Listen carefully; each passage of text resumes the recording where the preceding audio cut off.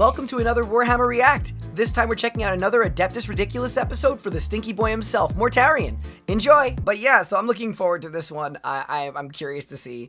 And yeah, we're gonna be watching the Asmon Primarch. Okay, let's see how it goes.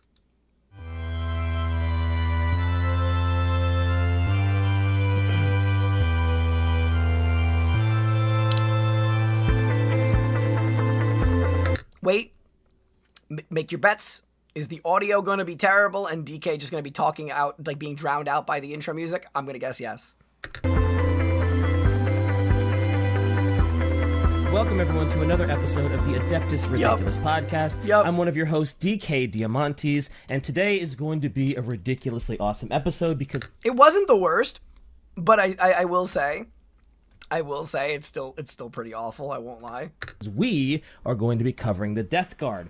But before I pass it off to the superior host, Bricky, shout out to all of our new patrons over at patreon.com/adeptusridiculous. It has been blowing up. Thank you for all the support. Just recently we released a really cool Sisters of Battle HD poster. So head on over to patreon.com. I think you need to be at least the $15. I'm not gonna lie, Slanesh Sock, the fact that you have that name, which again hurts my soul. It hurts my soul. The fact that you have that name and you're like, yeah, chilling on an oil rig while I watch this, you know. No big deal. No big deal, you know. I'm working out. I'm working overseas, you know, drilling oil, watching my favorite VTuber watch Adric. Tier, but every tier will get you stuff like Discord access, it'll get you blooper footage, it'll get you those posters, so definitely sign up today. And also, today's episode is extra special because we have our very first podcast guest, Pat Stares At. Welcome to the podcast. That's Pat. Cool. I didn't know they actually had guests. Okay, I'm learning something new. Hey, guys. Hi. I'm glad to be here. Hi. I only have one real question. Okay. Yeah. What's up with Warhammer? What's up with Warhammer? Dude, what's the deal with Warhammer? What's the deal with it? We're starting off strong. Everyone's taller than the other guy. It's just crazy. But you're here because today's episode is on the Death Guard. And you're a big fan of Death Guard, right? I was going to say, is this guy like one of the more reputable people who plays Death Guard? Is that why they brought him on? I don't know who Pat is. I don't know if he's like a YouTuber, if he's just a friend. So I'm curious to find out what he has to bring to this. I like Nurgle stuff, man. I like it. You like the stinky boys? I think he should reel it in a little bit lately. What? think he's been doing a bit of a too good job, but his aesthetic is just the coolest. No, it is. Okay. It is. Okay. Let me throw my contrary opinion here. I don't think the rot aesthetic is that cool, but then again, I am somebody who likes cute things, so I guess that there's there's gonna be a difference on this one. I always like the models that have like the their stomach is like a big mouth with a flopping tongue hanging out of it. It looks very, very cool. But they're decaying, stinky, awful boys. I know nothing about them except apparently Typhus has a sick model. He fucks. He's kind of like Erebus. Their Daemon Primarch dude. Wait, so Typhus is one of his, like, lieutenants, right? Or not lieutenants, but, like, one of his, like, top people, right? Right? What do you mean Tetra is Slanesh through and through? Because I like pretty things? That makes me Slanesh through it? Oh, my God. Oh, my. Do you know that I actually gave you guys, at least I gave the Twitch chat, more of a choice on, like, what kind of art they want as goals for my debut?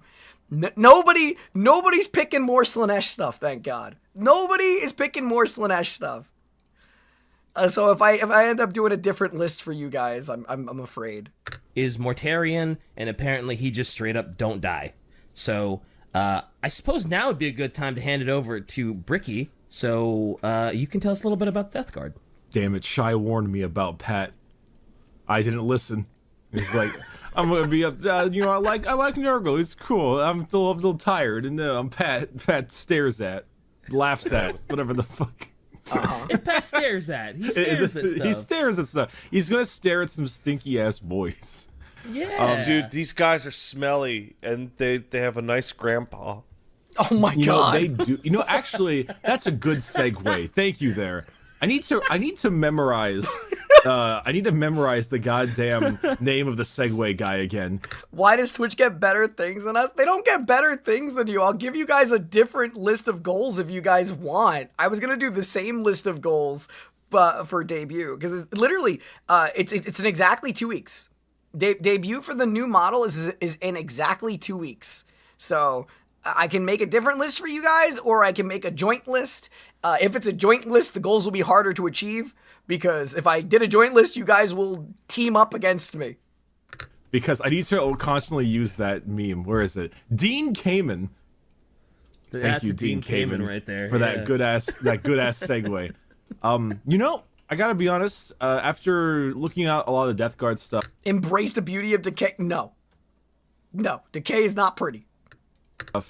in the tabletop world, they are a very recent faction. They came out at the start of 8th edition, which we're in 9th edition right now, so like 3 or 4 years ago or something.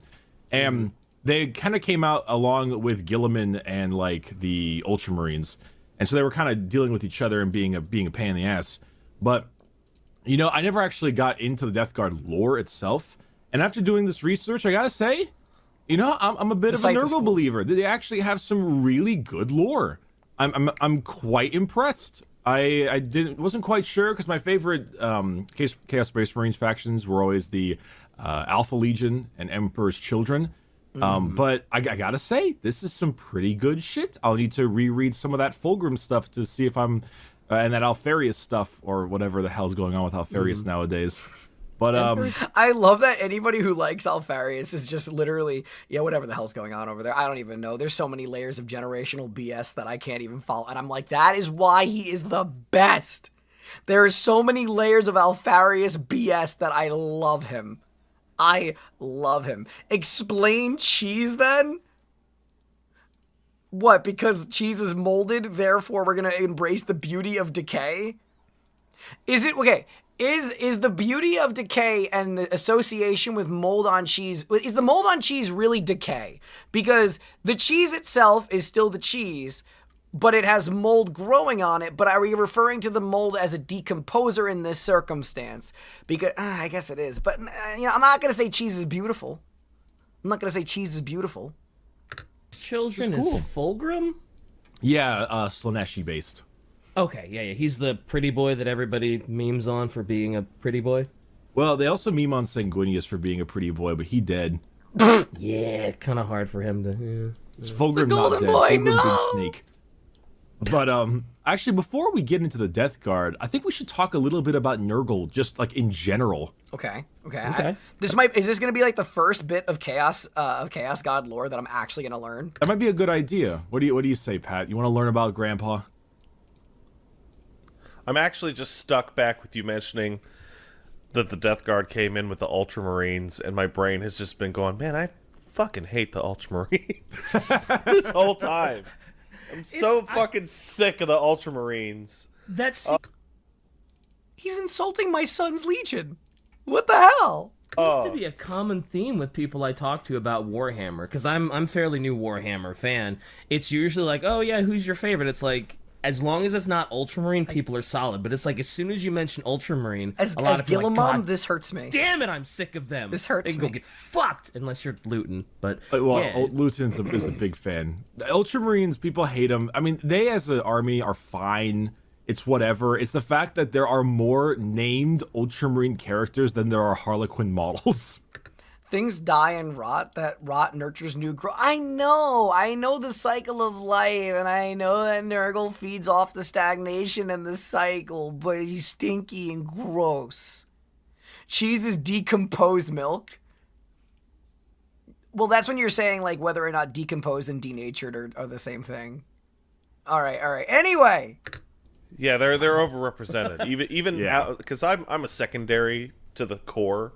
Like, I don't play Warhammer. I don't read Warhammer books. Also, I want you to know, all of my little elitists who actually are the Gillamom's Blueberry tier, you are being inadvertently insulted by Pat right here. Just know that.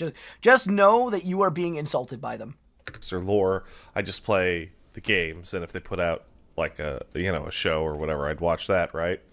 And Ultramarines are just like it feels like every time you play a Dawn of War game, when you go into multiplayer, there's the Blood Ravens, which are the faction they created for Dawn of War, and then you click down number 1. It's like, well, there's Ultramarines, the real player one. Oof. Always number 1. Yeah, it's not a problem with Ultramarines. It's a problem with Games Workshop selling too much Ultramarines. Gotcha. They've oversaturated the market with Ultramarines, and now With everyone's sick so of it. many. Gotcha. They just released, literally a week ago, another Ultramarines named character. Oof. I'm not kidding. I mean, he looks okay. It's just for his terrible haircut. But anyway, let's talk a little bit of Nurgle. There's actually a fun chant that when I clicked on the Nurgle wiki page. Why does Nurgle have 4 boobs? Why or moobs? Why does he have 4 moobs right there? That looks really interesting. Right now, I never read this before, but it's I don't even know how to pronounce this. It's Buboes, Bubos, something like that. I know it's Matt Ward's fault. I Bubos, know. Yeah, sure. Phlegm, blood and guts, boils, bogies, rot and pus, blisters, fevers, weeping sores from the wounds, the fester pores. Chant sung by plague-bearer demons during battle. Wow. They're very strange. So Nurgle is known by lots of things. Obviously, he's a chaos god. He was, in a sense, we believe that he always existed, but he gained his massive bloat, no pun intended, during the War in Heaven, just like Tzeentch and Corndon. And now he... Gillamom also doesn't really like the Ultra... Shh! Details. All right, I can still appreciate my son. Okay, I can still appreciate Gilliman. He might not be my favorite Primarch, but I can still appreciate him. He's way stronger, and his realm is way bigger than it used to be. But he's known as lots of things: Lord of Pestilence, Lord of Decay, Grandfather Nurgle is a pretty common one, and he represents all kinds of stuff: disease, decay, despair, death, anything that involves just like the breaking down and decomposition of stuff. Lots of rot and... For context, at one point, Ultramarines had more named character models than every other Space Marine chapter combined. Not sure if that's still the case, but you see why people were a bit sick of them. There's no canon depiction of any Chaos God. No, I get that. And Warboss, first of all, thank you. No, I totally get that. I also understand the whole Matt Ward thing. Like, everybody has told me it's like Matt Ward, and there's so many, blah, blah, blah, blah, blah. I know the Ultramarine hate. I'm just saying, not talking, not speaking specifically from a figure standpoint, just from a conceptual lore standpoint, they're fine, right? Like they're fine. Matt Ward's not doing it anymore. It's like a stigma that was from 20 years ago that just can't be removed because they're the poster guys. Like I've seen even on the website where like there's like 1 White Scars set being released, and then there's like 4 Ultramarine ones. I get it. I do get it. Look, I want more Drakari stuff. I want Drakari things to be made, and I want more Alpha Legion stuff to be made. I get it. I really do.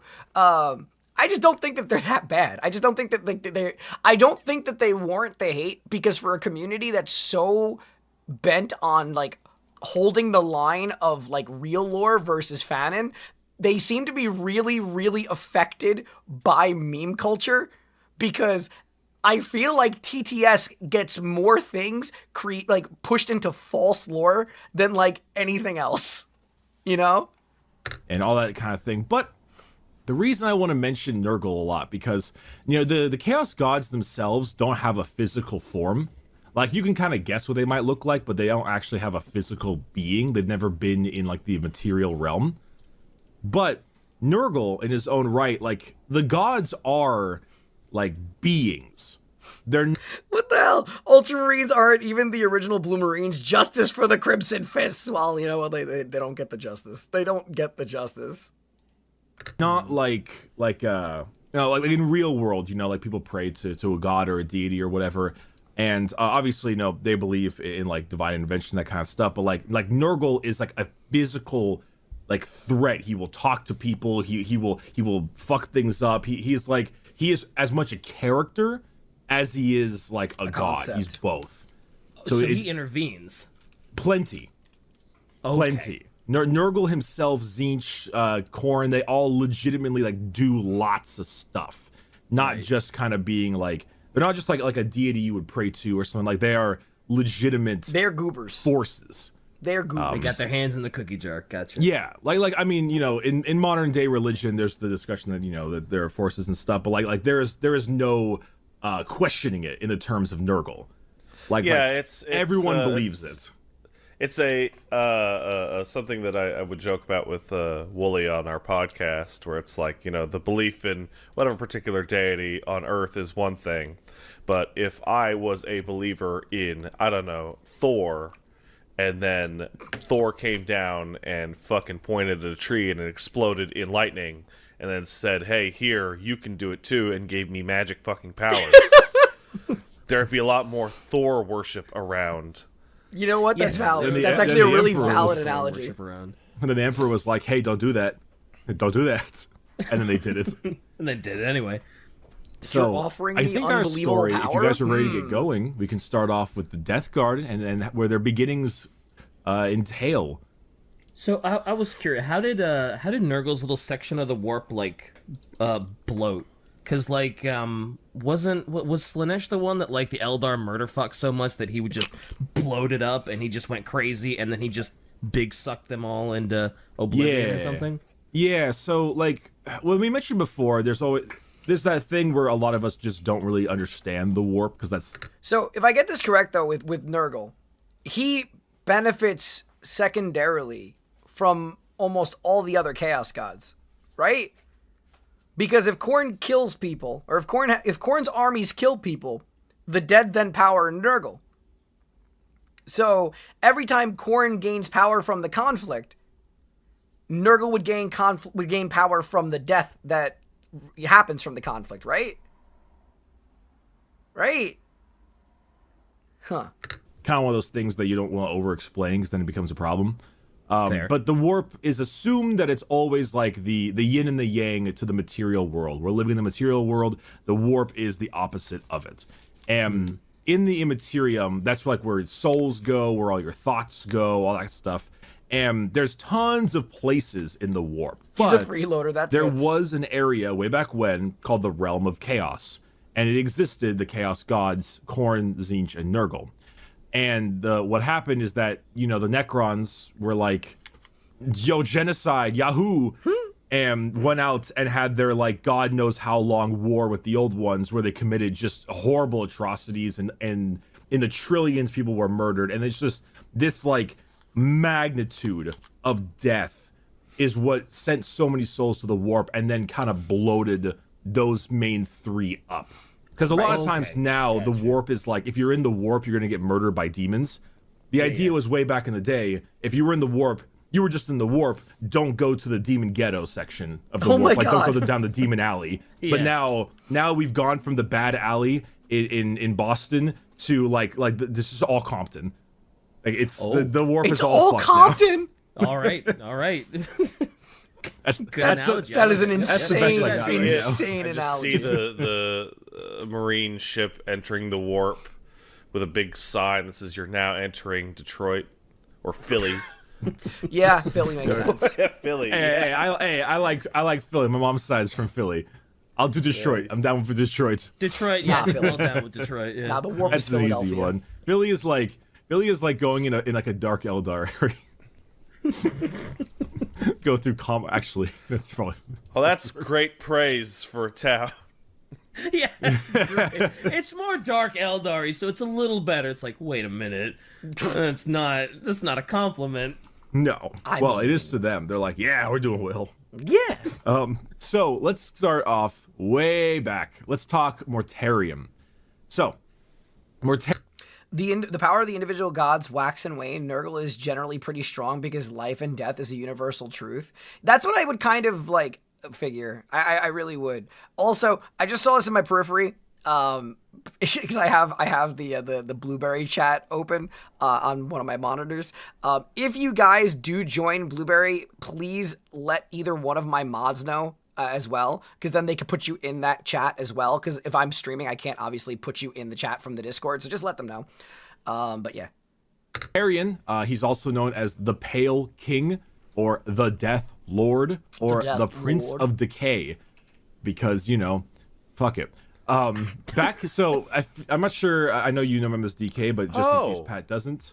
Also known as a class of ancient Roman pottery kitchen vessels.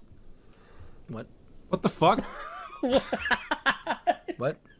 Mortarion was a class of ancient Roman pottery vessels. They're Was it really? hemispherical or conical bowls. Oh. Commonly with heavy phalanges. Not Well, I mean, phalanges. In all fairness, Shy does have a picture in the recording studio chat of Nurgle next to this big pot that he's stirring around like a, I don't know. Yeah, That's sure. so sweet. They named the Chaos Man after this bowl. Yeah, Yeah. that's where they got it. I guess you could say we're all bowled over by that. This Anyway. screams like them taking like a Latin root word I just- like mort for death. I just want to believe that he is the Walter White of the Primarchs. I know that it's because I'm currently watching Breaking Bad. Also, please don't spoil anything. But like, I legitimately just want to believe he's the Walter White of Primarchs, and he's just like, yeah, science.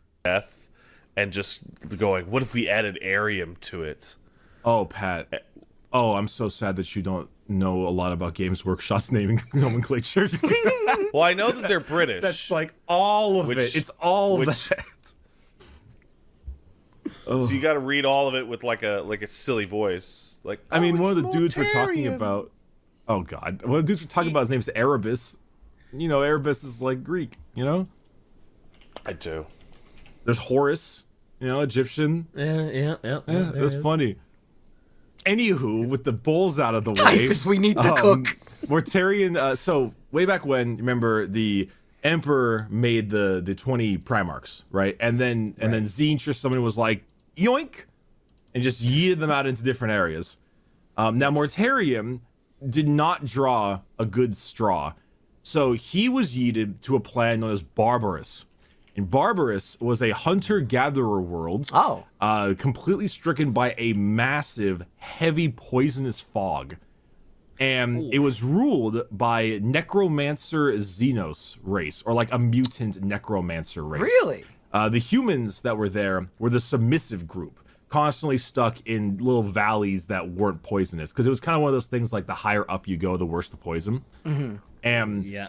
in this group of just because they were constantly fighting each other, the subservient humans were always like being kind of belittled, and they were the running away group where the necromancer mutant guys were constantly fucking them up. And eventually, in a giant pile of dead human bodies, this one guy, that one of the major Xenos overlords, saw a crying baby who was just fucking wailing his ass off. And this baby was like in the poisonous fog. Oh. That should absolutely have killed him. And so this guy was like, huh, that's weird. And took him in and named him Mortarion, or Child of Death. And now Mortarion, he kind of wanted to like understand his purpose and stuff. Mm-hmm. So after years of being raised by this like necromancer mutant Xenos guy, eventually he was like, nuh-uh. I'm tired of this. I want my own answers. Because he was basically raised in a cage. Oh. He was basically like raised as a prisoner. So he eventually broke. I mean, if you were in by like 3 years old, he's big enough to get out of there and destroy everybody, right? Like that's roughly how it would be. Free from this weird Xenos palace, and he saved a bunch of caravans, or like a caravan of humans who were about to be. Wait, is he a baby when he breaks 3? No. This is after he's been like raised for a long time, like many years. All right. No, he wasn't a baby. That pretend would he be was a fucking baby in my badass head. though. I mean, he could be He 3 takes years this old. like rattle, he just like cracks the fucking bar of his cell. No, after enough time, like the Xenos guy like raised him, kind of like made him like a warrior, taught him lots of things, made him much smarter. But then eventually he kind of realized to himself, like, hey, this is a bad deal. So he broke free, and he found a bunch of humans that were actually being shepherded up the mountain to be used for experiments.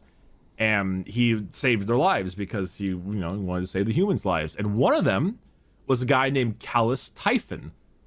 Which, sounds a lot close. That's his first captain. Typhus. Okay. Yeah, Yeah, that sounds quite real close to interesting. coincidence. But a lot of the people that he saved... Is Typhon different than Typhus? Wait a minute. Huh. Considering that he had like a freak. He had no hair of any kind. He was pale as fuck, and his skin was all crackled. Like he had like permanent chapped lips. Like he was that kind of looking guy. He was like super pale. Mortarion was the second most powerful psyker among the Primarchs. He hated magic because of his upbringing, biggest hypocrite in Warhammer. I mean, we don't have to go into who I think is the biggest hypocrite in Warhammer, but yeah, Mortarion definitely seems a little bit hypocritical if that's the case. But I'm interested to see where it goes. Also, thank you. Yeah, he looked like he was super sickly. He's a very unattractive man.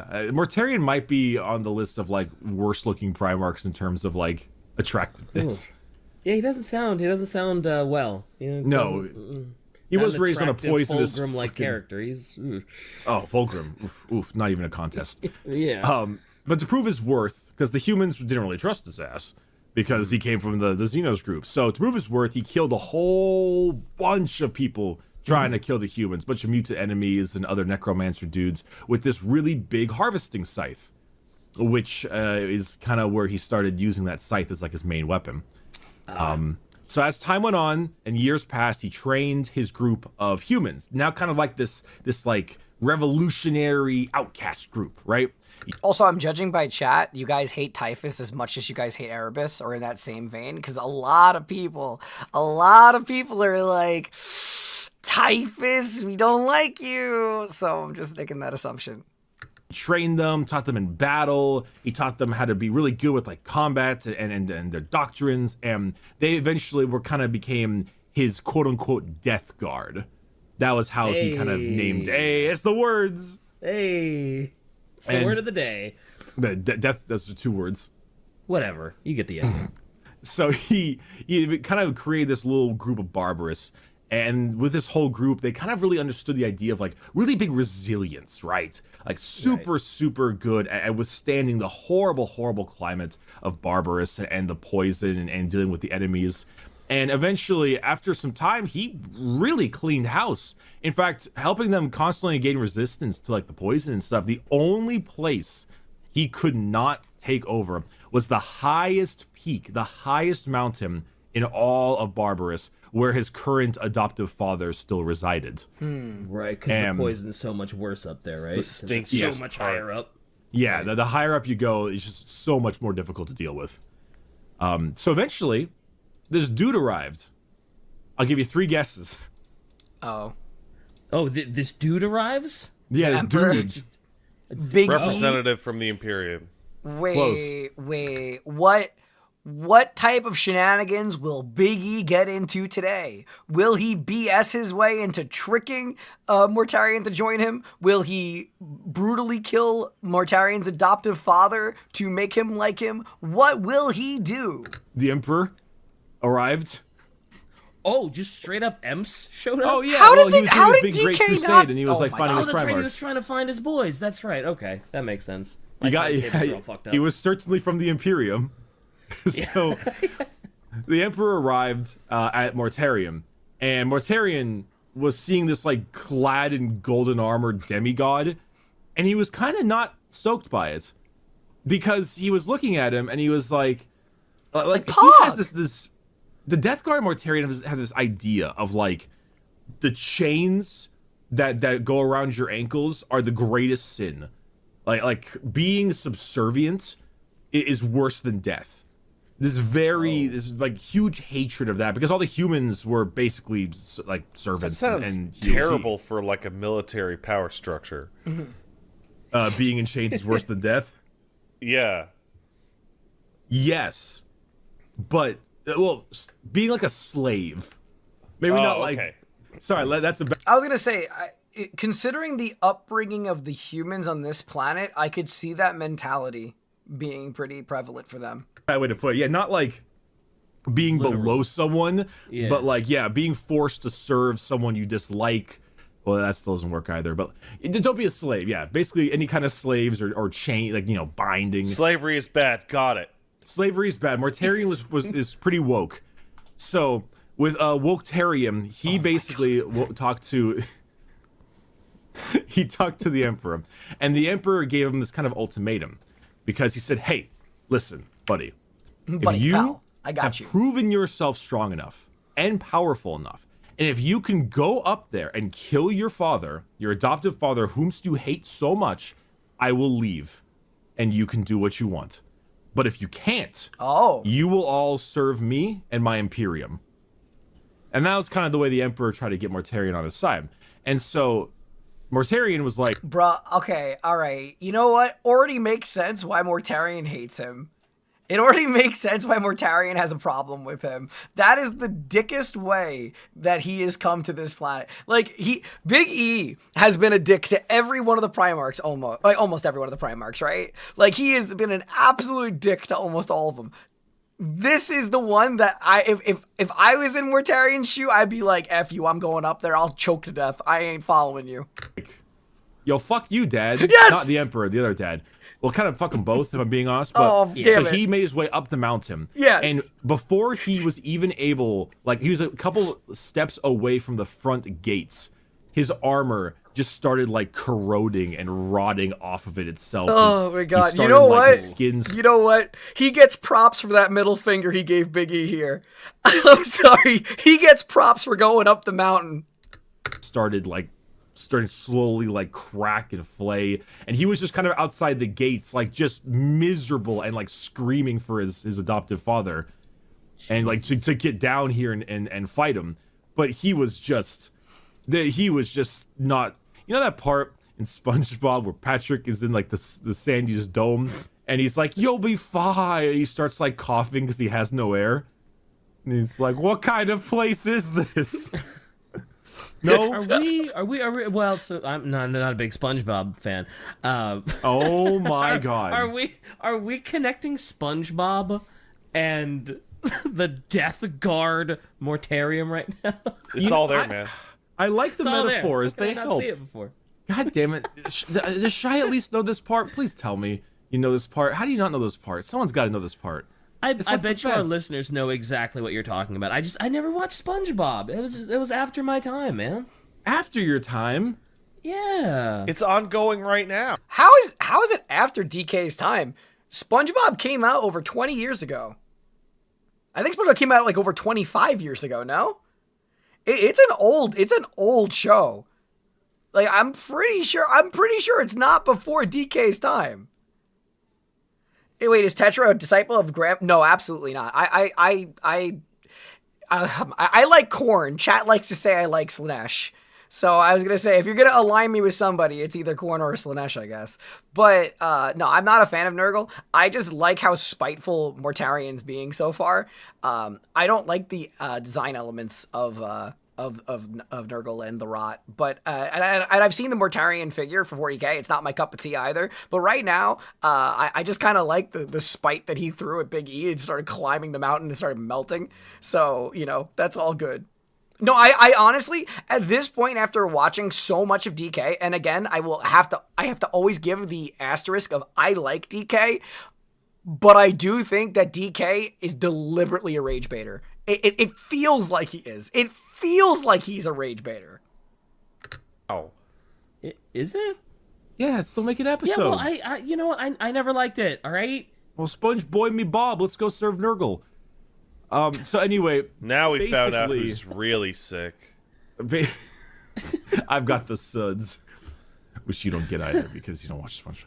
Okay, basically, he was getting up there, going up to talk to his adoptive dad, and then good old Emps just kind of stepped his way up there with absolutely no fucking like respite or care, and just sliced his dad's head in two, and was just like one swipe of his sword. And so naturally, now they have to serve the Emperor because he couldn't do it himself. Mortarion couldn't, and the Emperor just like easily walked his way up and killed him. Yeah. However, Mortarion was not happy about this. There was nothing more important to him than proving himself better than his adoptive father, to show how far he's come and just how much stronger he was. I would not be actually, satisfied by this unfortunately, one having at to all. really like lower this because, like, lower the importance of this because, like, this is a pretty big fucking deal. But obviously, we're Adeptus Ridiculous, not. Morning. This was kind of shit as the tallest planet on the mountain and the most toxic mountain in which why he was dying with no training or no help. Well, obviously that was why I was saying that, like, I actually love the fact that he still tried to climb the mountain despite Big E, because this was one of the most douchey ways that Big E has actually tried to take one of his kids. This is actually one of the more interesting upbringings so far. Like, one of the most interesting origins that we've talked about in these Adric episodes. So right now, Mortarion is getting points. Like, he is getting points. He's already above like 3 or 4 of the Primarchs just from this intro bit. Adept is everything, but like M's like stealing his kill is so pivotal in Mortarion's grudge, because Mortarion had this long-going grudge with the Emperor because of that. He was not happy. Right. This feels like a god. I'm really surprised that you guys think that I would hate Mortarion so much if he's like this his entire story. Like, do you guys recall the fact that I literally fueled my entire coffee sales for my product by expressing how it was through spite? Like, do you guys forget who I am? Like, do you guys forget how spiteful I am? Looking at this situation, going, like, literally dying of poison on the ground, going, I could have done that if I wanted. You didn't have to do. You know. I ain't hear no bell. I had that under control.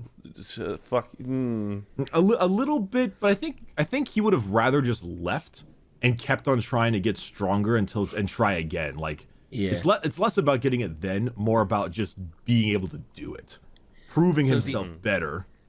So Ems thought he was gonna go in there, kill the adoptive father, and then Mortarion was just gonna be like, oh, well, yeah, sure, you did it. Man, you're so strong. I love you. Wow, look at this guy. He's a fucking badass. Wow. Yeah, he's so cool. But really, Mortarion was just like, you motherfucking kill stealer.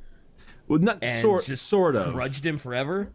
Sort of. The Emperor probably knew he couldn't do it, which is why he was like, hey, you could do it, I'll leave you alone, but if you can't, you're joining me. And he saw him, like, he was like on his hands and knees, and his dad came out of the gates to go kill Mortarion. And so the Emperor just kind of stepped up after that and was like, nah. So he kind of knew what was gonna happen, but Mortarion really wanted that kill. But anyway, now that they're part of the Imperium, they took. But just think about this. Think of like old Call of Duty. Think of old Call of Duty.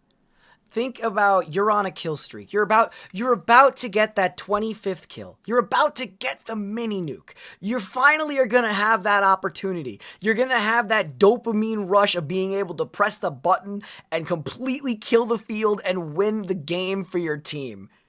And just when you're about to do it, your friend comes in going, Leroy Jenkins, and fucking runs in and stabs the person you're trying to kill. And then after that, you get killed and lose your chance at the kill streak. That's how Mortarion probably feels right now. That's probably how Mortarion feels right now. The biggest cuck in Warhammer at this stage. A whole bunch of people from Earth. And kind of because, like, he brought a lot of guys with him, the Emperor, to, like, supply the Space Marine legions.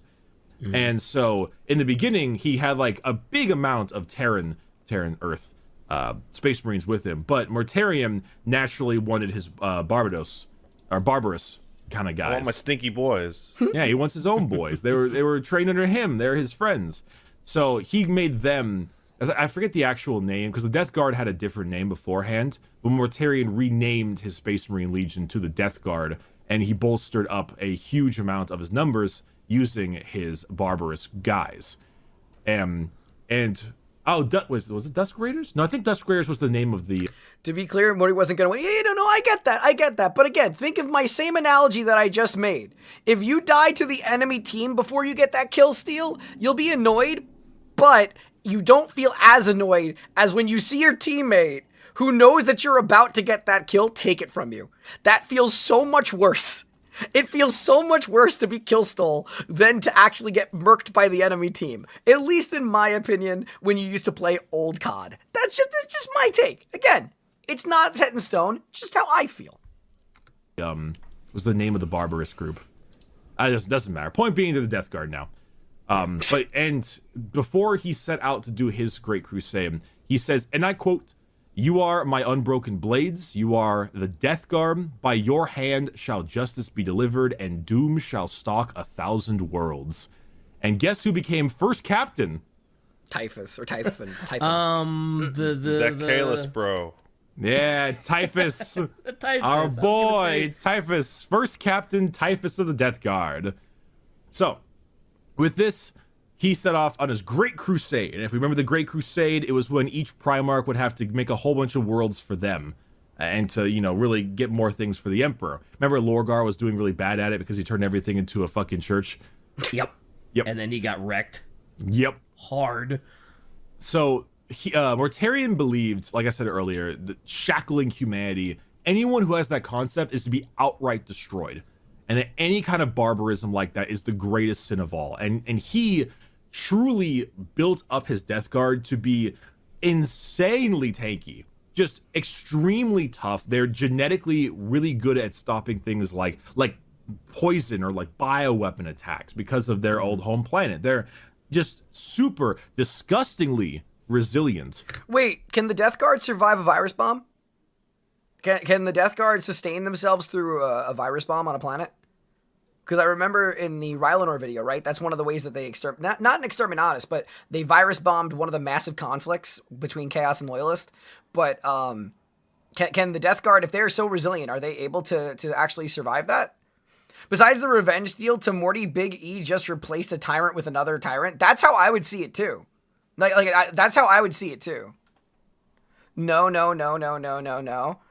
Oh, okay. Well, def now, but then kind of. Nope, no, and maybe. They can now. No way. No, depends. No. Okay. I was just asking. Which I want to is learn. a joke because I don't know the severity of a virus they have bomb. a special rule called disgustingly resilient. Oh, yeah. So that's the thing. It gives them like -1 damage. It's actually really good. But disgustingly resilient was the whole idea behind his Death Guard. And basically with the prevailing conditions on Barbarous, and it was like having so many different foul beings of the mutants and stuff still kind of stalking in different areas, there was a constant talk from the Earth-based Space Marines that they were like, maybe we should have just euthanized or just removed all of the people on Barbarous to a cleaner world so they wouldn't have that much of an issue and so their future generations can be happier. And Mortarion was like, excuse me? Excuse me the fuck? That planet's a shithole, dude. It is, but it's he's his shithole. excuse me, it's my shithole. It makes them super resilient too, right? Isn't that the whole point? Well, Is that because they're there, they're super resilient and they don't have to. Well, it's like genes, so many generations of having to deal with a fucking planet of poisonous fog. Mm-hmm. You just get really good at it, But yeah, It's a good thing. Only demons and demon princes can survive. Didn't Rylanor survive a virus bomb? Didn't he literally get virus bombed? Wasn't that the thing that was insane about him? Or was it because he was underneath a planet or underneath the surface when it got virus bombed that he survived? Everyone else was like, dude, just leave it. And he's like, no, I like it. And he believes that the warriors that come from Barbarous are just straight up stronger.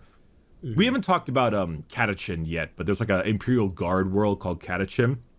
It's basically a jungle where every single plant and animal is carnivorous. And it's you've mentioned that before. Yeah, they're all like Rambo. I can't wait to see Space Australia. They're all really fucking big meathead looking dudes, just through generations of having to live on this planet. Darwinism, that whole deal. Yeah, evolution. Yeah, evolution. That's the word. That's the word. I got the stinkies going to my brain. But through time, there became a kind of a rift between the Earth Death Guard and the Barbarous Death Guard, right? And if Mortarion could only have Barbarous troops, he would. but he isn't. However, do you remember the Battle of Isstvan 3? The Battle of Isstvan totally. 5 was the drop site massacre. Remember that one. Isfahan 5 was the Rylanor one, right? Not 3. I think. Right? Pat, do you Yeah. know this one? I don't know what you're talking about.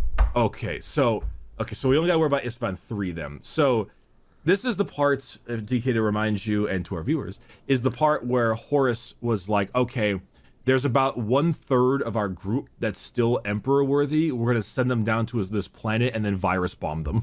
Oh! Yeah. Oh, no, that is So, 3. Oh, this is the basically- Rylanor one. Yeah, it's like, oh damn, they found me out. I was really loyal to the Emperor, and now I'm gonna Yep. bomb you. Yay! Bye-bye, You're right. Yeah, this loyalists. is 3. So, actually, before we jump into that real fast, Mortarion and Horus, specifically during the Great Crusade, were both really good tacticians. Basically, the idea was that the super resilient Death Guard would go in, wear the enemy down, draw their fire, and then Horus would just come in for the kill. And they were really good at it. Damn. They grew rather close, actually, really close. Mortarion was this weird, pale, hairless man with a breathing apparatus and a big scythe, and Horus was one of the only Primarchs who was like, hey, you're my buddy. You're my brother. You're my I love pal. you, man. A virus bomb. Imagine if all the air on a planet turns into pure acid for everything organic and then biological matter into mush. Thank you. That explains it pretty vividly. Thank you, Dan. And because, Horus was awesome before everything went downhill. Yeah. So, by the time Horus had his issue and run in with Erebus and such, like, having Mortarion swap sides to Horus to help with the heresy did not take much convincing. Oh yeah. He I would already- imagine. Yeah. Yeah, he already hated the Emperor for what he did, and he was tired of the damn Earth troops. Like, it didn't take much convincing to just get him on his side to eventually be a part of the heresy.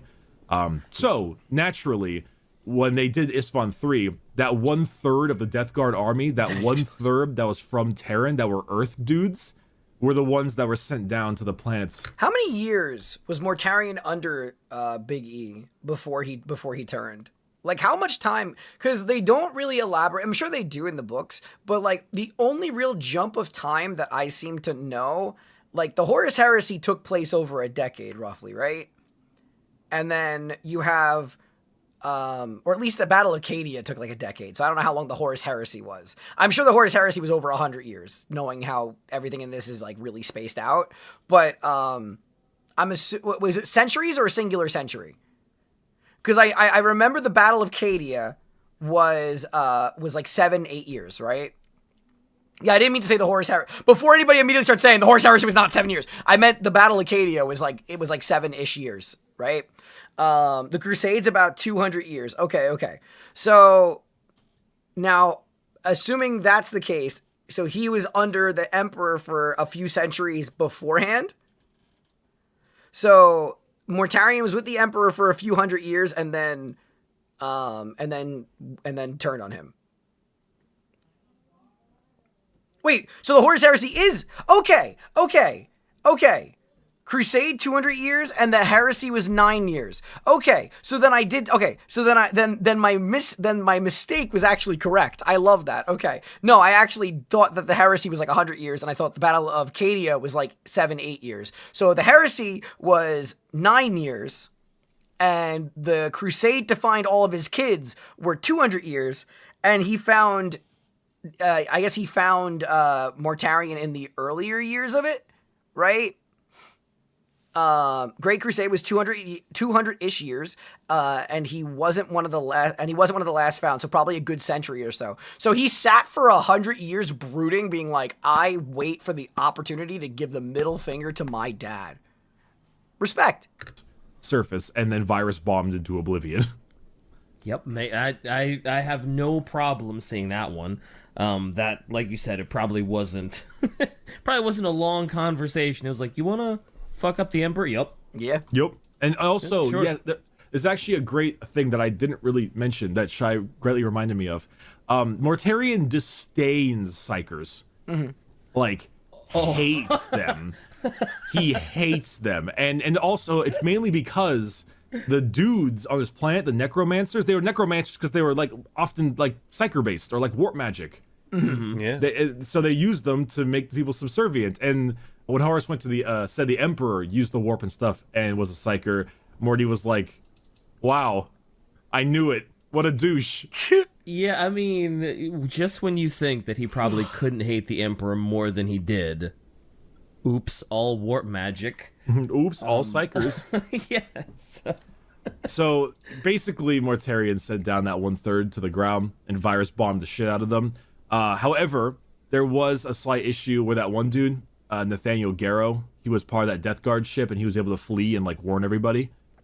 Oh, okay. That was like the big move that really helped out. Long story short on that one is that basically Typhus was like, I found this cool rival guy named like Grulgor. Grulgor? He's like What a kind of rival name to is Garo. that? And Grulgor was super like chaosy. And he decided to put them both on the same ship as the Garo guy, just in case, because he didn't trust the Garo guy. But Grulgor was found out and murdered, and then the Garo guy fled, and Typhus tried to get him, but he wasn't able to. Stinky Typhus. Yeah, basically, if that Nathaniel Garrow guy didn't escape the Death Guard ship, the Einstein, this is a huge deal, but I've already talked about it. If he didn't escape it, like, Emperor may have lost. Because the ability to warn everybody was a huge deal. Like, he fled, and he told everyone, like, yo, people are turning. And without that, they may have been, like, woefully unprepared for the upcoming Emperor, fights. you might want to take a look at your boy, Horus. Being a little bad. A little mean. He's A little mean? Yeah, just a little. he got stabbed, and some douchebag named Erebus was like, yo, here's the future, man. Oh, we're talking about the poop knife. Except yeah, his- stabbed he by a didn't see poop his knife. future, and yeah. Anyway. No, because he didn't have a future. Ooh. Sick So- burn, dude. Let's talk about Typhus a little bit. Okay. So, this is the quote unquote Typhus the Traveler. Look upon me and know that I can slay you at will. You have no defense save one, to look into the darkness at the back of your own mind. There you will find Father Nurgle waiting to offer you life in return for your submission. Deny him, and you are mine. So Typhus, unfortunately, He's a join or die kind. was born a psyker.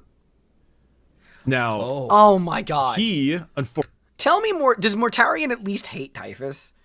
Or like, does Typhus hide that from him in the beginning? Because I would assume Mortarion would not make the captain of his guard a psyker. I would just assume. Unfortunately, being a psyker would have lots of problems. Things would like smash around and move when he walks by. Like plants would just wither and die with a glance. Oh my god. He grew up not in a great state because, well, yeah. And he was also, kind of stuck in a valley of a poisonous planet, and things weren't great for good old Typhy. The Death Guard, naturally, because they hated psychers so much, he had to hide this. He had to hide his potential the best he could. But Typhus, once he became a Marine, he was so good in battle. He also had like a little scythe, I think called the Man Reaper. The Man And Reaper. He was fantastic. I know, right? I know. Yeah, that's a name for a weapon. Well, I mean, at least it's like Mortarion's scythe is called Silence. Just See, called that's kind of like Silence. edgy. Like I get it. That's you know, classy. 'cause- I like that. Yeah, that's a classy name. Man Reaper is just like, what are you, 14? Like, you just first Typhus had to hide himself. No one understood him. baby's first trip to Hot Topic. I'm gonna call it the Man Reaper. Like, Typhus, the Lord of the Destroyer Hive. Host of the Destroyer Hive. Sorry, that's his full title. So he actually was pretty selflessly heroic. In fact, one time he saved an entire group of Sisters of Silence. Wow. Which are the ones that make psychers want to kill themselves by jumping on a grenade that jumped near them, and it blew up in his chest. And after a week in the hospital, he was able to make himself out. But he, a psyker, went to those people that make you want to like claw your eyes out by being just even near them. Jeez. And he jumped on a grenade, literally. Like, that what a cool guy. Or did he That's jump on the pretty grenade cool. because he was near doesn't them? he doesn't sound like the fucker that I've been led to believe that he is. Also, how did he even if you're a psyker, can you function around those sisters? Or does it just make Absolutely your not. mind go wonky?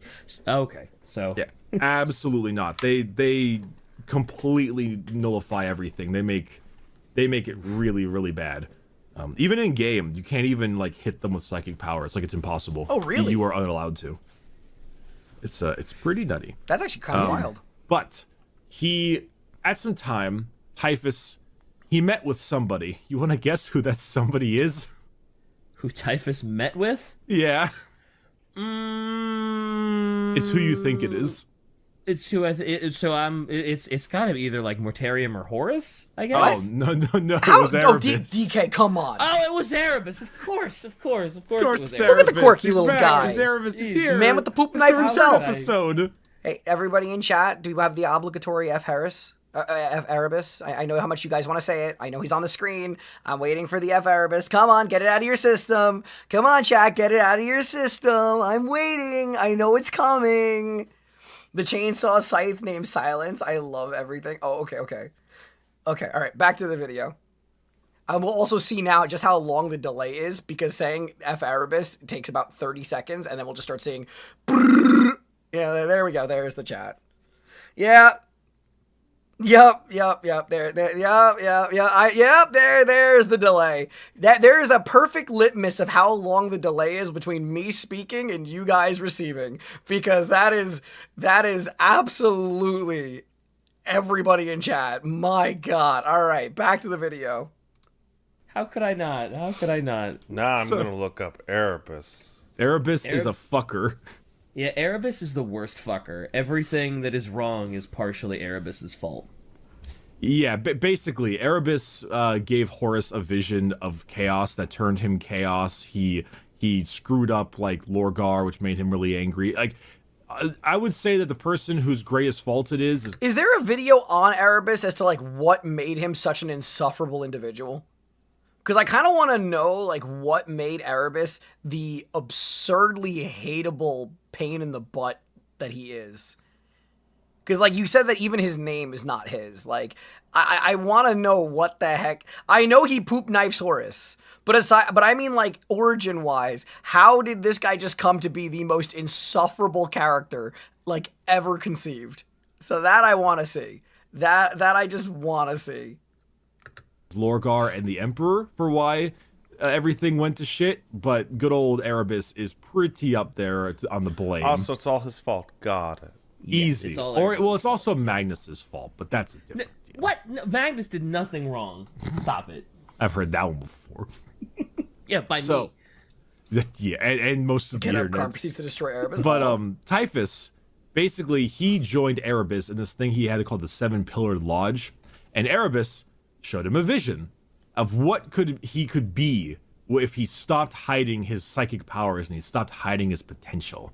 And he saw himself at the height of what he could do, and not being constrained by the hypocrite of an emperor saying that never to use psychic powers when he himself is using psychic powers and all this stuff.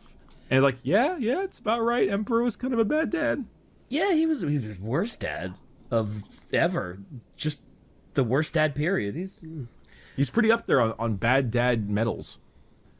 But so naturally at that point, after that Erebus meeting, that's really when he was okay, I'm not serving the Emperor or Mortarion, I'm serving someone new. So that's where he probably truly actually went over to Chaos. Yeah. And then after that whole situation with Garo and Grulgor and all that crap, and basically the Isfon 3 virus bombing, Typhus took it upon himself to murder. Erebus has a tier labeled F. Erebus. Typhon is just a-hole tier. Oh. All of the navigators aboard the ship. And the navigators are the guys who just, they see through the warp and they allow them to make their way around, pretty standard stuff. Unfortunately, by killing them all, now, of course, Mortarion loathed the Psychers, but they needed to move. They needed to get out of there because You gotta fly the fucking ship, man. Yeah, it was wartime. Right. This is like right after this happened, they went to go do like the drop site massacre, and then right after that was like the siege of Terra. Like they got to scoot. So basically, Typhus was like, "Hey, Mortarion, I am a psyker. You know, like you know God, this. that's how he I've been it? keeping it like kind of under wraps, but I can fly the ship. Don't worry." And I'm cool, you know me. Yeah, you're a good friend. You know, I look a little bit greasy, but I don't look that bad. You know, get a couple shaves. I could look all right. And so Mortarion was like, fine, whatever, fucking do it, dude. And this is truly the giant turning point of the Death Guard, because navigating into the warp, Typhus threw them directly into the hands of Nurgle himself. Oh, And did he? What a dick! He helped navigate them through the warp directly into the grasp of Grandfather Nurgle. And right as that happened, this is truly like what's known as the doom of the Death Guard.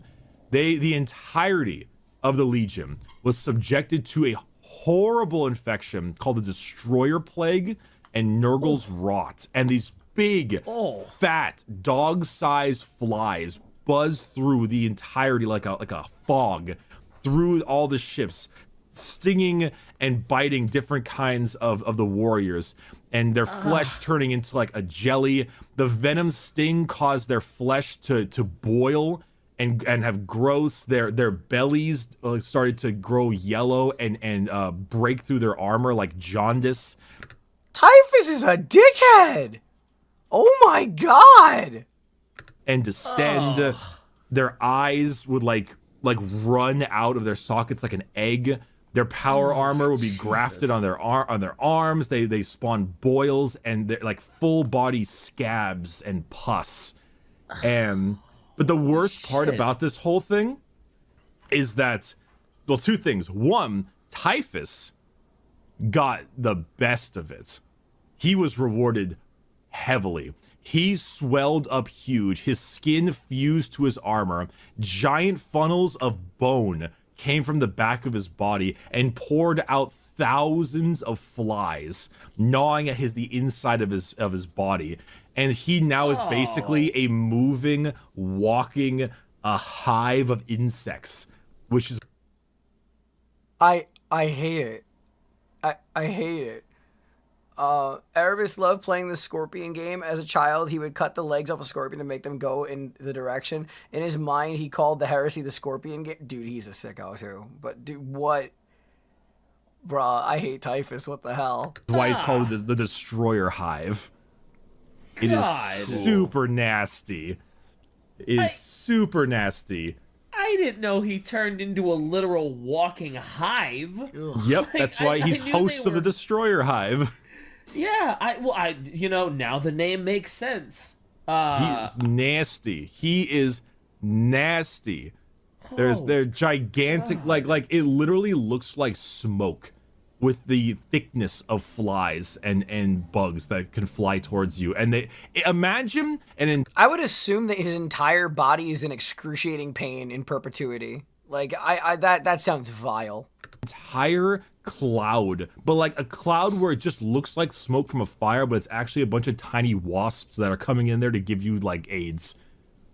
Oh, Yeah, I'm good, man. No, Typhus is very good. awful. He's stoked. He is so stoked.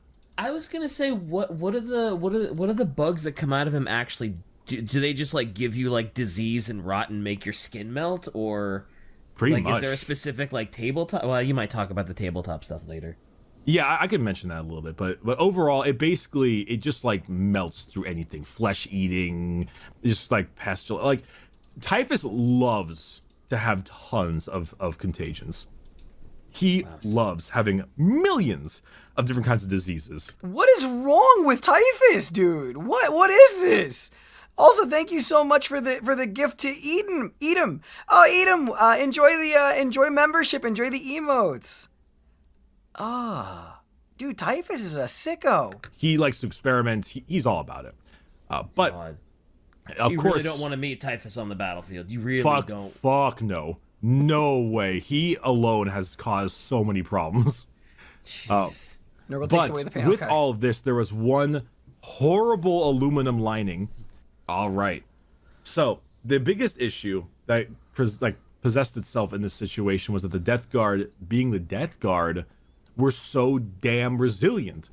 And so taking up this entire amount of rot and pain and stuff, they weren't dying. They were being transformed and deformed and fucked with, but they wouldn't die. So it was just this constant, never-ending pain. And Mortarion was there, and he was watching this whole thing. And Nurgle himself reached out and was like, pledge yourself to me, and I will make it stop. Boy, that's a hard one to refuse. He certainly didn't. And so with that, Mortarion, he not just pledged him pledge the Legion to him, but like pledge himself, Mortarion himself. And so with that, he said yes. He pledged his allegiance to Papa Nurgle, and Mortarion offered his soul and the soul of all of his sons of the Death Guard into the Immaterium for deliverance from an eternity trapped in the warp, constant, unbearable pain. So with that, they all eventually left the warp as Plague Marines and the new Death Guard. Mortarion is now sprouted these giant wings. He's fucking huge now. He was like elongated. The wiki says he was a lot like he was stretched on a rack. Oh my god! Like the old torture device. Yeah. He was still obviously quite pale, but he, like, with all the new bugs and disease now, the Death Guard had truly become this entire like walking pestilence. Jesus. It was really nasty. I have seen Mortarion after they go plague, and he's wild. I mean, he's pretty the gas cool. mask, the hood, the giant, not my cup of tea for infected aesthetic wings. though. He's wild. If I had any confidence in my painting, I would. Oh yeah, fun fact, I learned that by saying not my cup of tea to a character. I get some really vile comments. Like, man, some people really don't like me be saying I like the Drakari. Like, dude, oh my. Again, the one thing I will always say in these videos is it's a tabletop game. It's a fantasy world. Like what you like. Don't hate me for liking what I like. I don't hate you for what you like. But yeah, no, this is not my cup of tea. Absolutely buy a Mortarion mini. He's a big fucker, right? So yeah, he would be a great option in terms of being able to paint that bastard. I really like this model a lot. What's up? For clarification, so the way Nurgle's diseases work, he wasn't gonna suddenly uninfect all those dudes. It just made it so that they would be functionally adequate, and also it wouldn't hurt anymore. Is that basically it? Yeah, basically. If they were stuck in the warp, it would basically be them. Okay, first of all, Nurgle offer you get no pain, I get eternal servitude, and which one of you lunatics just got that for me? What the hell? It didn't say who that was from. Thank you very much. What the heck, gamer? That was so sweet. Wait, let me go check that out. What the heck? I don't. Hold on, going to Throne. That was really sweet. From Anonymous. Well, okay. Thank you for the character encyclopedia for Warhammer from Anonymous. Thank you so much. That was really sweet. Thank you. You guys are the best. What the? Yeah, that was so loud. Yeah, that's gonna startle a lot of people in the video. That's gonna have fun. Mart, was that you? Thank you so much. I appreciate you guys. Okay. Let me get this back to this one and continue. There for like forever. For eternity, constantly having their bodies fucked. Oh, hang on. Mortarion never forgave Typhus for his betrayal. The only person Mortarion hates more than Typhus is the Emperor himself, but Nurgle loves Typhus, so there's nothing he could do about it. Yeah, I would assume so, considering that legitimately Typhus hand-delivered Nurgle an entire legion of soldiers. So, yeah, I could see why Nurgle likes Typhus, and why Typhus is an absolute and utter dickhead. By Nurgle's rots and diseases. And basically, by agreeing, they sold their souls in exchange to stop the pain. Honestly, Death Guard, both in lore and in game, they feel almost no pain. Like, But of they're any still kind. very icky and stinky, yes. They're still horrendously gross, but they're very much not like, they're not really suffering anymore. That's kind of why they always talk about like Papa Nurgle's gifts, because with the gift of this pestilence and decay, you no longer feel pain, and you no longer like have a fear of death because you're like unending. That's Your still stagnation. disgusting. So yeah, that's one of the cool things about chaos is that like chaos is both the good and the bad. Papa Nurgle is all about disease. How do you find Mortarion so far? So far, I like Mortarion a fair bit. I don't like Typhus. Typhus is awful, but I like Mortarion. Disease, rot, pestilence, but he's also about like the an end and acceptance, you know, that kind of thing. So it's Yeah, kind of the Chaos Gods do give you a bump. Like, the deal isn't for nothing. no, just so long as they have you under their foot. Yeah, like Mortarion is strong as shit. He's like the main demon prince of Nurgle. He's like his number one, like subservient guy. Damn. So did Typhus navigate them into Nurgle like on purpose? Because How much power does Nurgle pump into Typhus? Like, is Typhus almost Primarch level in strength if Nurgle puts this much favor towards him? Because I know that the more favor a Chaos God gives to an individual, they get more powerful, right? So is Nurgle like... I'm assuming Nurgle is quite strong. Not Nurgle. I'm assuming Typhus is quite strong. Absolutely, Erebus told him to, absolutely. No, essentially? Typhus did it Okay. himself. He was like, "I'm gonna do it." Oh, okay, got you. I wasn't clear if that was like a mistake, if he meant to do it, if Erebus was like, hey, you know, if you do it, Nurgle will make you super strong and he'll turn you into a hive or something. So Oh no, he kind of knew that would happen because he Okay. knows he was already a servant of Nurgle basically at that point. But okay. he was Gotcha. he did it on his own. He was like, I'm gonna do it. He didn't even need Erebus. He's like, I'm gonna steer them dead into Nurgle, and I'm going to deliver my whole legion to Nurgle, so he will reward me with power. And that's exactly what he did. damn. So Was there ever any beef between Mortarion and Typhus? well, right now there's a lot of beef. I was gonna say because like Mortarion probably wasn't savvy to what Typhus was doing. He was not, didn't- because he just stayed in Psyker so much, which is a bit ironic because Mortarion is a Psyker now. Because of the demon Primarch transformation. Mm-hmm. But yeah, there's a lot of beef right now. I think Mortarion fucking hates him. Yeah. Understandably but so. obviously they still work together, so there's no real options. But like, okay, so actually this segues pretty well. I forgot the guy's name again. Damn it. Dean Kamen. Dean Kamen, thank you. So he basically, like, we got to the Horus Heresy, right? They pop out, they try to help with the Horus Heresy, things don't work. We all know that thing, Horus dies, etc. So then all of the legions, the Chaos Legions, start fleeing. But the Death Guard in particular flee very, like, calmly. They make their way out and they head right towards the Eye of Terror, which is that, like zipper into real space, you know? And he heads in there, slowly making his way, and then he is eventually gifted a planet in the Immaterium by Nurgle. He has created the Plague Planet, which is its own entire planet dedicated to Mortarion and the Death Guard inside the Warp, because the Warp has planets and shit. And that he basically rebuilt it in the image of Barbarous. Like, molded into a copy of it. This time, though, this time Mortarion sits at the top of the tower where his adopted father used to be. Okay, look.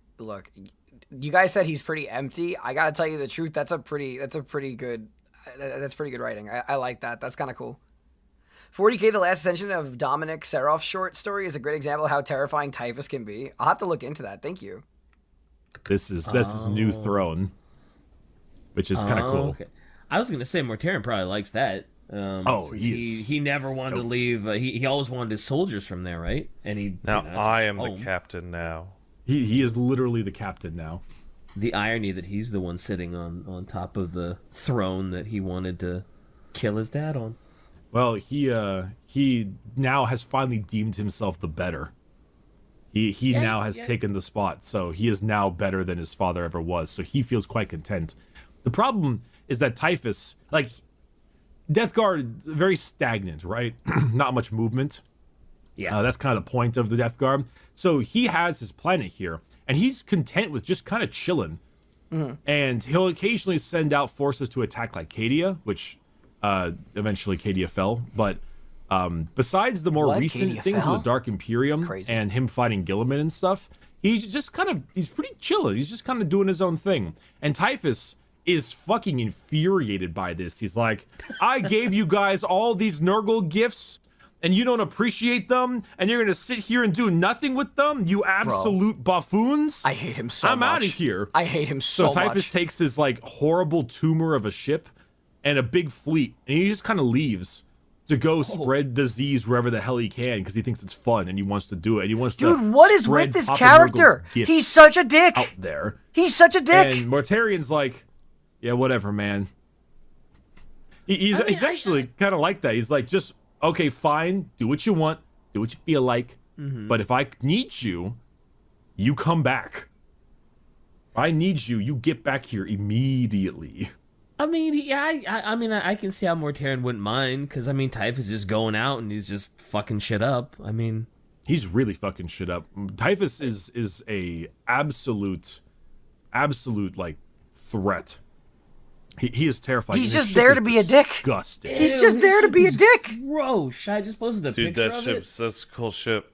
That's It's a disgusting. cool ship, but that's such a nasty ship. That's I think just it's called gonna the. I think it's called that the ship's gonna- Terminus. Okay, the difference is, like, if you want me to drop lore, even as a new fan, I could still defend my point of being a Dark Eldar fan. The Dark Eldar are required to cause pain on others to be able to sustain themselves and keep themselves safe from Slanesh. They will die if they do not inflict suffering on other people, and they could literally resurrect themselves by inflicting pain on other people. So there is a purpose to what they do to people. This jackass just does it for the love of the game. This guy is a blue checkmark on Twitter he's a non-blue checkmark on Twitter who instigates rage bait. He doesn't profit off of what he does it for the love of the game. Terminus Est. I think is what it's called. The Terminus. Yeah, Terminus Est. Flagship of Typhus the Traveler. Yep. It's Man, disgusting. these Latin names are just like the worst. I know. It won't stop. Thanks, This Games Workshop. This is Games Workshop. It will never stop. Typhus doesn't lick doorknobs. He fucking distends his anus, stretches it all around the doorknob, so you get a nice handful of crap. You don't get germs from him licking it. He straight up mounts that doorknob. Oh, man, it kind of looks like that ship's made of fur, and I don't like it. Yeah, it looks like it's made of mold. Yeah, moldy Super fur nasty. and- Look, my goal at this point is to know enough about Dark Eldar to be able to defend myself against every dickhead. That's literally my reason that I just need to learn more about them, just so I don't have people who go like, well, your opinion's invalid because you like the Dark Eldar. And now I am being one guy, but I'm making a point. Ugh. I feel bad for the people who are listening and not watching, but it looks literally like a flagship that has gigantic teeth and eyes and sores all over it with like a white brown mold fur all over it. It's really Yeah. gross. You know, It if is a you're watching on the disgusting ship. YouTube channel, It is a disgusting ship. you could probably see it. That's true. You probably would. Should probably post it. Yeah. But that kind of is where the Death Guard are at right now. Yes, I know they do it for the love of the game too. I understand the Drakari are literally the worst of the worst. I get that. But there still is a purpose to what they do. I know they still do horrible things for. Well, actually, no. They don't. They're not born with the love of the game. They are taught the love of the game, and their culture perpetuates it because they have to learn to like no Drakari who's born is born with the incessant love of tormenting others. It is something that is taught to them by the culture that they are forced to love it, so then they can do it to be able to sustain themselves. So yeah, I understand that they do it for the love of the game too, and they are professional haters. They are not professional haters in the same way as Typhus, who literally drove an entire ship of people that were his brothers in arms to become Nurglings. Okay? Like, come on. Zid, what the hell? Thank you for the Drakari Codex. Now I will be more powerful than ever in defending myself and liking the Dark Eldar. Yes. Thank you, Sid. That was really sweet. What the heck? Thank you, thank you, thank you. They've actually recently kind of come out again. Mortarion has recently made his way out of the Eye of Terror and started to kind of get back into the swing of things and start helping lead more plague crusades. In particular, he's actually created some kind of horrible plague that has killed like 4 separate Necron tomb worlds, which Holy is shit. a huge blow to the Necrons. Jeez. Like losing a That's a tomb big world's a big deal. It's a big deal. Yeah. I didn't even know Necrons could get sick. That's why Nurgle is so scary.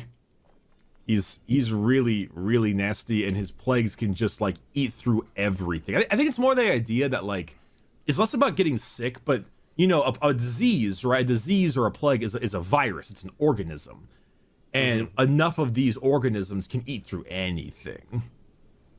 I think that's the whole. At least that's the concept.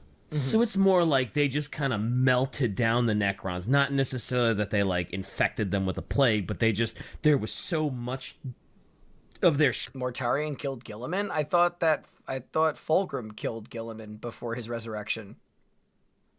I thought it was Fulgrim who slit his throat. I thought the sneaky snake boy came in. Did Gilliman die in 40K? I thought he died in 30K.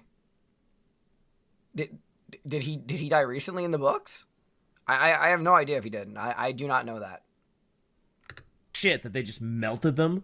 I'm not 100% familiar, but I'm assuming there was some way they did it where they just kind of use the disease to scooch their way through all of it.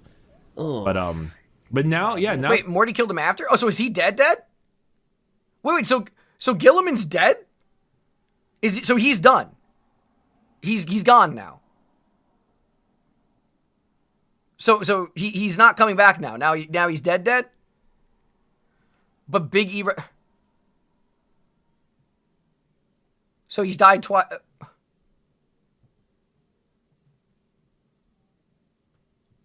Oh. Mortarion almost killed Gilliman. Emperor brought him back, possessed him, and smashed Morty's face in.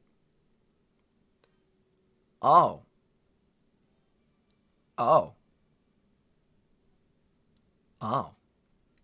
Right now, Typhus is on his horrible, disgusting crusade. Good old Mortarion is on his crusade, and he's causing problems for people. Serious question. How do you guys keep track of so much information? How do you guys keep, just the sheer amount of information, stockpiled from hundreds and hundreds of books? And it's not like one of you guys. It's like 50 of you who always are like, oh yeah, this happened, but specifically this detail is slightly different and nuanced because XYZ equals LMNOP. And I just sit here in awe. It's really impressive. I don't say it as a negative. I say it as a positive. It is impressive. Autism, oh my God. The autistic hyperfixation. I love it. Morty killed him and then Deus Ex Emperor resurrected him. Okay, Tism. Okay, all right, okay. Apparently every single person's answer to being able to know everything about this is autism. Man, you guys really like Dorn. You're not losers. I love you guys. What do you mean? I think you guys are cool. You're all my little blueberries in spirit. Look, I love you guys, but I'm still floored by just how entrenched you guys are. I think it's actually crazy. The autism hype. Oh my God. This is after, during the Plague Wars, he used the God Blight. The Emperor resurrected and possessed Rabute, told Morty that he can save him, and then burns the Garden of Nurgle and wounded Nurgle himself. That sounds like a cool book. That sounds like a great book. Oh my God. Okay. That sounds really neat. Would you guys recommend that one? During the Plague War, Gilliman constantly, but first of all, thank you guys both. You guys see what I mean? You guys all know it. Okay. All right. Thank you guys. I love and appreciate you. Stop spending money. Stop spending money. Gilliman ain't happy. He came back and he's being. Oh my God! Stop spending money. Stop. Valid opinion. Nurgle's decaying body horror is not for everyone. He still loves you the way you are. Thank you, Maya. Being a problem. It's right now their entire point and world is to just create as much death and decay as they possibly can. That is their mean- entire option. Yeah, well, they're. It seems like they're really good at their job. They are So, doing great at their job. Business is a booming. Business is absolutely a booming. It's kind of hard to describe the sheer level of like disease that Nurgle and Mortarion and the Death Guard can provide. Like, I wish I could really paint a picture of what this is like, but Also, Mart, I just saw that. I love that too. I love seeing that comment. I'm learning along with you. I don't know almost anything about Warhammer. So I have been thriving when people have come to me now and they're like, yeah, I found you through your animal videos. So now I've been watching some of your Warhammer stuff and I'm learning with you. And I'm like, I love that. I love that. I will say this to anybody who's new and is not from the Warhammer space. I will tell you the heads up. There are some gatekeepers, but 95% of the community, some of the most lovely and welcoming people I have ever met while streaming. They have made learning this incredibly fun. It is really hard to separate real from meme, but incredible community. I really can't say that enough. Hang on. I don't actually have autism, but I get to wear headphones at work. If I don't read the rest of it, that alone is just a god tier. Is such a god tier message, man, in the wall. Oh my god! Thank you very much. Instructions unclear. Spending money. Stop spending money. What do you don't give money and then be like stop spending money? No, as you're spending money, stop. I literally have a 1/18 scale night coming because you guys are goobers. Stop. I love and appreciate you. it's imagine. Did you guys ever watch that movie, The Day the Earth Stood Still? I did not. Yes. There's like a slight part where like the big robot guy turned into like a fog, and whatever it ran into, it just like ate it up, like kind of like dismantled it. Oh yeah, I vaguely remember that. Actually, like, you know, like the scarabs in like the Mummy, and they would roll over someone and it would just be bones left. Right. Yes. Imagine that, but like, Dude, the people who I said I'm not gonna hide this VOD, the people who are gonna be watching this VOD are just gonna be like, what is with your community? Stop with the super chats! Stop with the super chats! Oh my god! Bit of Druki Lorphia, there's a Drukari coven led by a former slave. She sabotaged her master's work, killed him, and is now the prime manufacturer of weapons for Kimura, where perfection is the base standard. I love that. Also, thank you very much. Oh my god, what are you guys doing? What are you guys? Oh my god! Morty pulled out a syringe in the middle of his fight against Gilman is a peak villain mood. Also, I do have autism for real. I love all of you guys the same, with or without the tism. All right, you guys are all incredible. Whether you are neurodivergent or neurotypical, I don't care. I think you're all brilliant. Spend money? Okay, I said don't spend money. You guys literally bought 2 books on my throne, and then you just start dropping super chats like left and right. Like, not to mention, I haven't checked. I think there's like 10 of you guys who became tier 3s after I made it yesterday now. I think there's like 10 of you. I think there's 10 Gillamom's blueberries, which is insane, especially given the little Discord community. I just looked over at the community again, and the most recent picture is a roll of toilet paper made out of $100 bills. Thank you, Blueberry, for posting that one. Please, I have an imaginary family to feed. Oh my god, don't tell me what I'm telling you to be responsible with your money. Spend my break harassing a lion. Oh my god, I'm not going to be distracted anymore. I'm going to go back to the video. No more distracting me. All right. Like Contagious. Like that, but flying, but bajillions, and also like disease. It's really difficult to truly explain how effective these guys are at just making sure everything. What are you guys doing? Stop! Thank you for Lady Malice. I can't wait, but stop! Oh my god! I appreciate you guys. Stop! I'm not being distracted. No, tunnel vision. Sorry for everybody watching the video. Tunnel vision. I'm getting in the zone. Gotta focus. Rots. Jeez. Well, I mean, they are plague marines, so They yeah. are.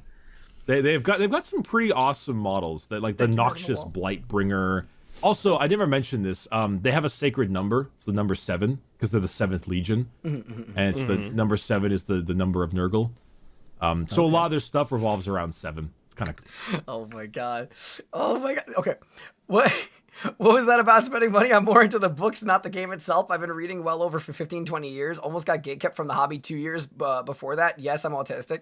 Look, I'm really proud of you for not letting yourself get kept out of the hobby. Like that, I think that's the biggest thing. Like for me, I was my own biggest wall from getting into the hobby because I had friends who really, really love Warhammer and they always wanted me to get interested in it. And I just never really wanted to because it seemed like a very rabid fan base. And as a content creator, I always get scared of that because I've had my share of interesting fan bases. And being the way I am, I figured that it would be a little bit territorial against me. So I'm really happy that I ended up going against that stigma and you guys ended up being amazing. Stop spending money!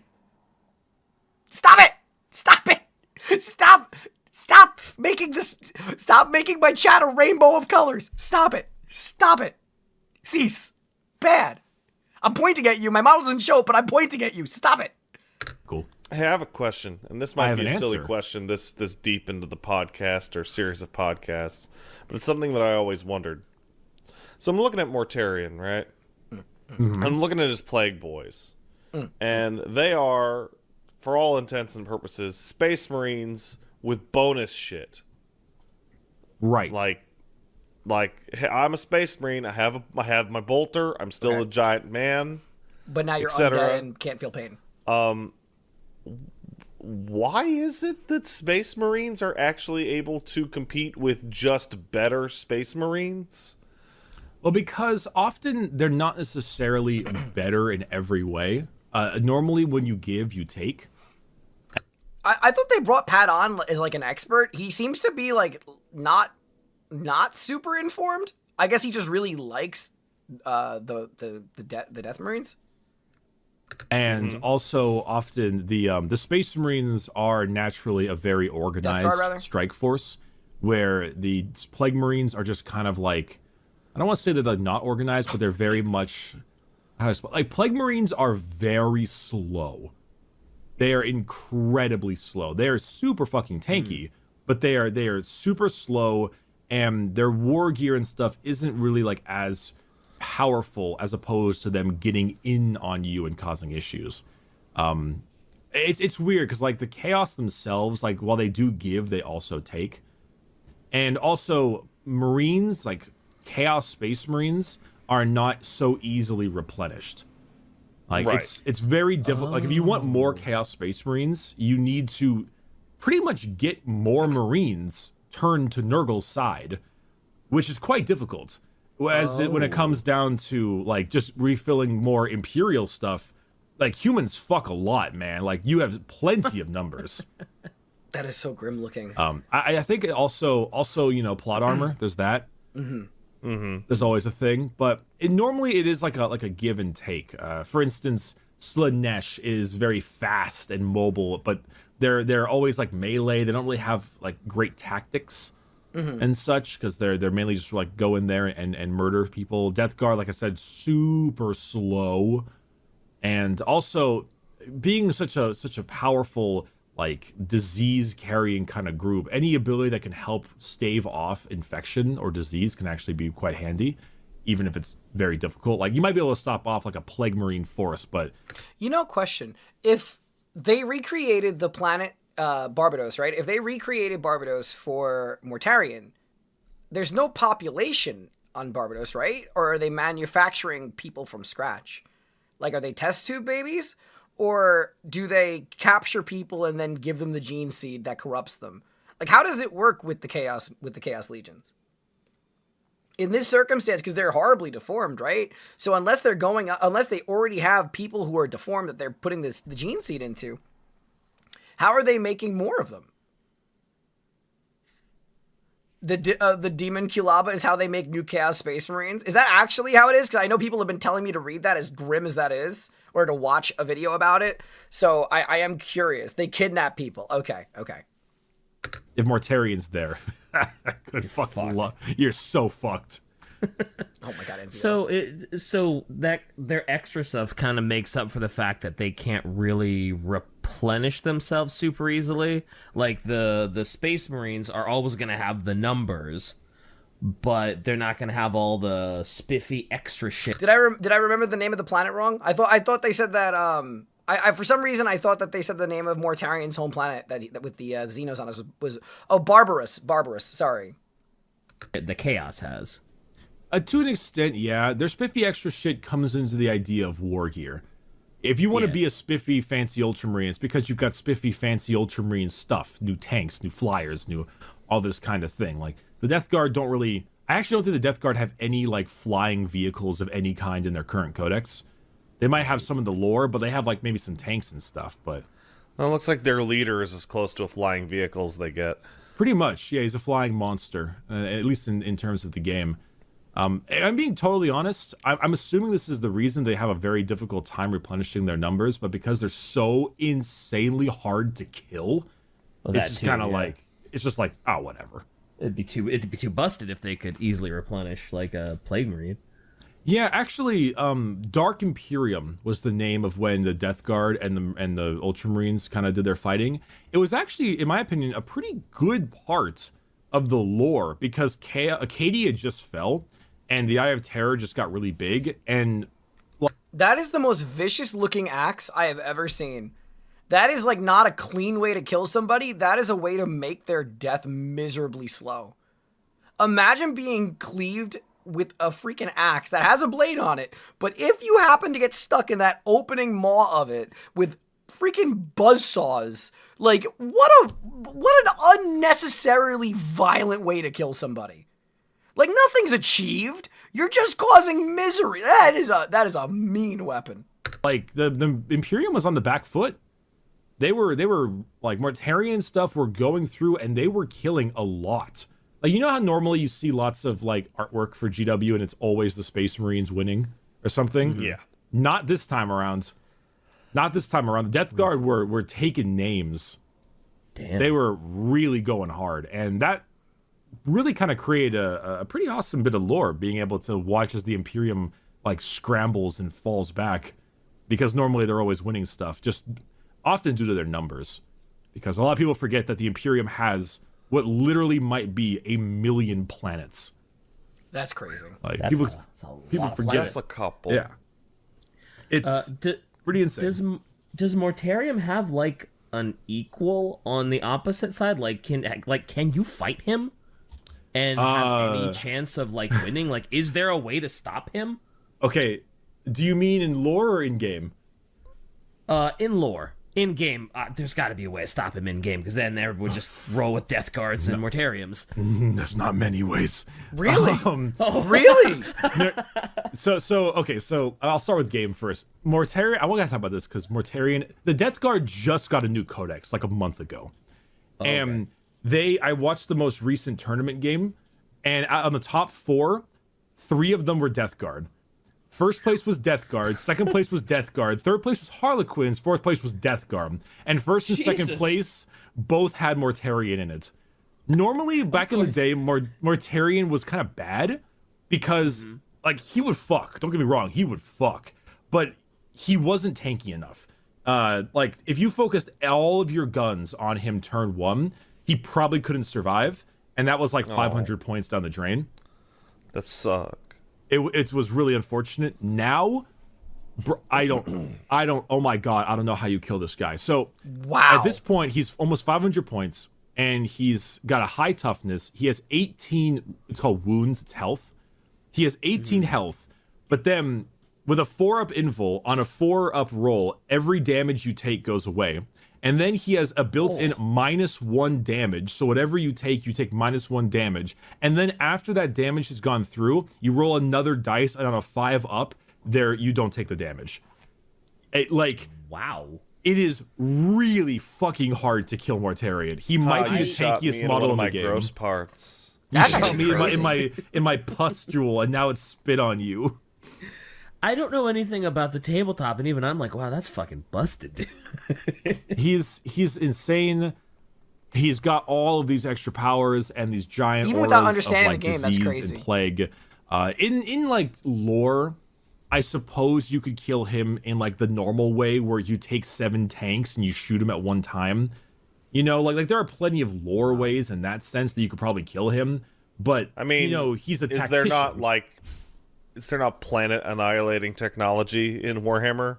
Oh, there absolutely is. They use it quite a lot. So you just hit him with that shit. Well, that's the thing though, is like, you know, he's a great general. He's not gonna let you. If he sees you coming, he's gonna be like, I'm gonna dip. And what's even more annoying is the fact that like he's a demon Primarch. Demons come back. Like, if you forget, like demons in the warp, if you kill the demon, it'll go back to the warp and it'll be respawned because they're a servant of the dark gods. That's so if you crazy. kill Mortarion, there's a good chance he's just gonna come back in God knows how long. You might have a good couple 100 years of being safe from his ass, but Oh wow. So like if Mortarion is storming you, do you just like like, 'cause it doesn't sound like you can do anything really. Like even if you kill him, he comes back. If he's there, it's like, well, Are any of the demon princes currently dead? I know Angron as a demon prince died because of Sanguinius during the heresy, but it's been 10,000 years, so he's probably back. Fulgrim did not die from the... Oh, no, Fulgrim died from Rylanor, right? And then came back. Have any of them actually died? Angron's running on his 20th life? Really? should we really waste the resources to kill him? Like, do you just like, fuck it, abandon the planet. Let's just whatever. Well, it's the Like, the what way do you like, do? Well, when you say like, do I waste the resources? Wait, for 3K, I have a few ways to take him out. Angron, Scarbrand, or Lord of Skulls, my heavy hitters who can destroy knights. Very scary. I thought in the game 2,000 points is like the standard. No. Sources, you got to remember, like if America right now went to war with Russia or China or whatever the fuck, Sure. right? Something like that. If they're attacking you, if like I don't know, the big like Spetsnaz or some like special forces were attacking you, your mind isn't in the thought process of like, do I really care? Because you absolutely do. Like if 'cause you Mortarion don't is wanna- attacking sure. you, if Mortarion's attacking you, he's going full force. Like, you don't get the luxury to be like, is it worth spending resources on this? Like, no, it is absolutely worth spending resources on. You got to stop him. He's a problem. Or he'll just sounds take like your he's planets. not unstoppable. Like, it's just At the very it's least, crazy. you get some good hits in. Angron has a respawn timer of 8 days, 8 hours, and 8 minutes. But it's different. Also, thank you very much, Alex. But it's different for every. It's different for every Primarch or Demon Primarch, right? And to the comment before about how one of the how Omegon or Alfarius is dead, I meant the Demon Primarchs because neither of them were Demon Princes. Yeah, well, even if it's considered good Hitsin because he's servant of Nurgle, he just Also, shrugs not it. being distracted. Like, honestly, Love you. Thank you. Mortarion, like, he's kind of taking what he wants right now, and there's not much stopping him. God. So if he just led a campaign, could he just wipe them all out? Oh God, no. There's like a million. So I looked this up. They talk about like there's like a million worlds in the Imperium, and a lot of us think like a million planets. Like come on, right? But if you truly think about it, let's say there's like for every star in the Milky Way, let's say there's one planet, just one. Mm-hmm. There's 100 billion stars in the Milky Way. So it's not too far-fetched, the idea. But also GW doesn't understand, like, numbers. So there's also that. But, like the Imperium, there's so many fucking humans in this galaxy that Mortarion will lead his way out. He will take over planets. He will turn things to Death Guard. But he still does have to deal with Tyranids, Orcs, Necrons, other Imperial groups. True. Yeah. Tau, even though he would make a mockery of Tau. Nobody cares about the Tau. He can have them. Whatever. I I truly like think the Tau. Do you really? Yeah, I think they're cool. I like their future space guns. the thing about Tau that makes I love the fact that Pat saying that has just shattered DK's memes. Everything he knew and believed of the memes that influence him were shattered in the moment of Pat saying, I like Tau. I was talking about this on Twitch. I think that the Tau's armor, really cool. I don't like their faces. Their faces are kind of grim looking, but I think everybody in 40k is pretty interesting, to be fair. Them a little boring is lore-wise, the Tau, like, how do I explain it? If you are on one side of the Sahara Desert, the Tau will snipe you with a railgun from the other side of the Sahara Desert.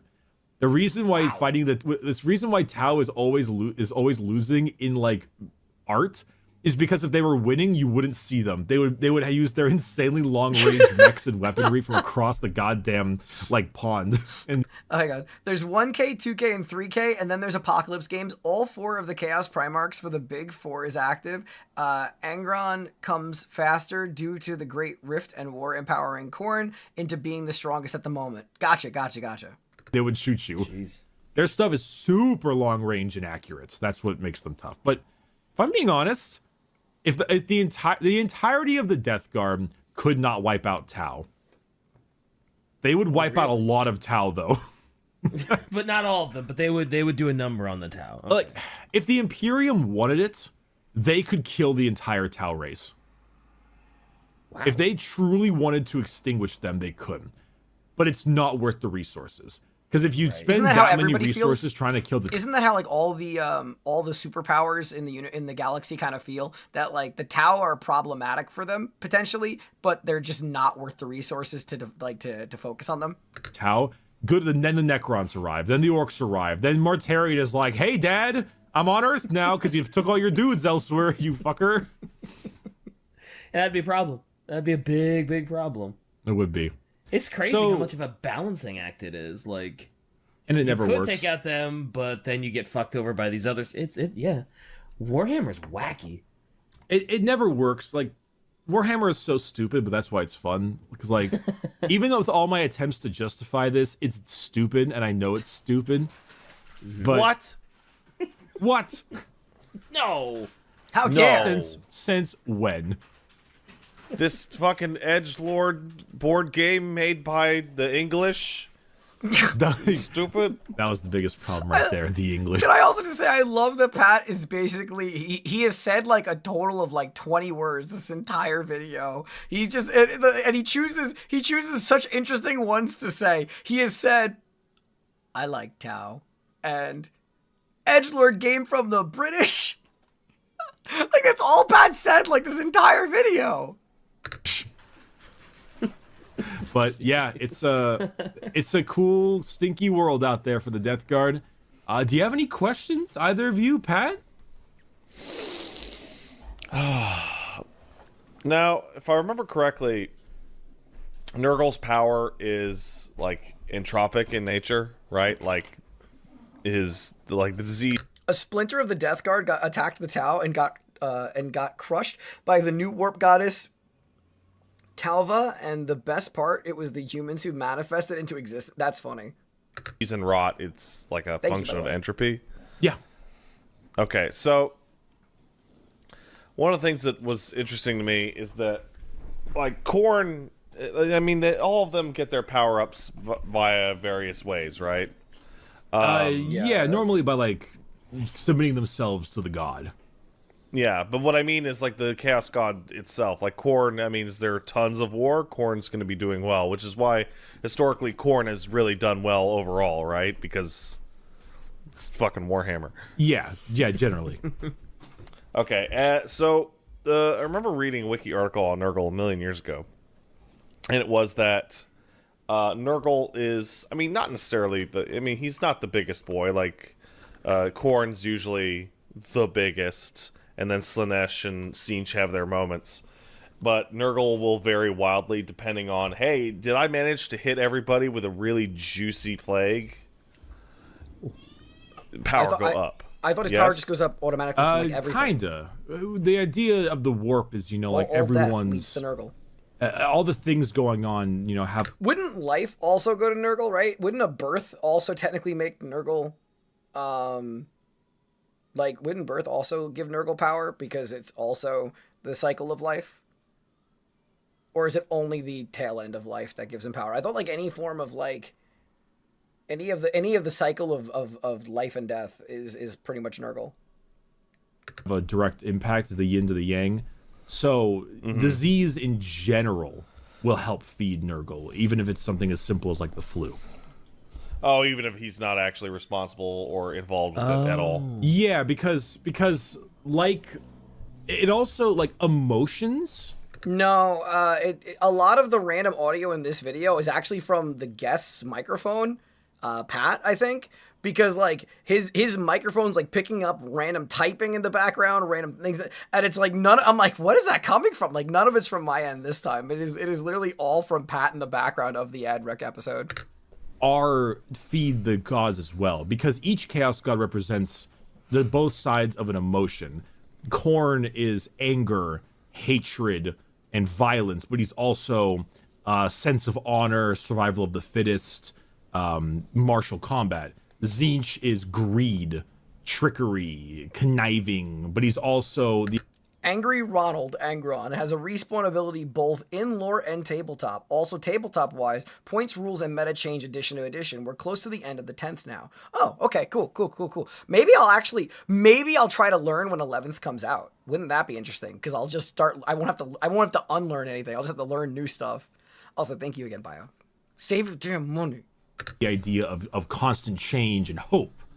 Nurgle is sloth, stagnation, acceptance of death, that kind of thing. So he's on both. So if you're like a lazy son of a bitch, like that feeds Nurgle. If you're like a corrupt bureaucrat, that feeds Tzeentch. And if you're just like a murderer, that feeds Khorne. Oh, I see. And if you're a sex pervert, that feels Slanesh. As always, thank you so much for watching. If you enjoyed the content, please consider leaving a like and subscribe. Until next time.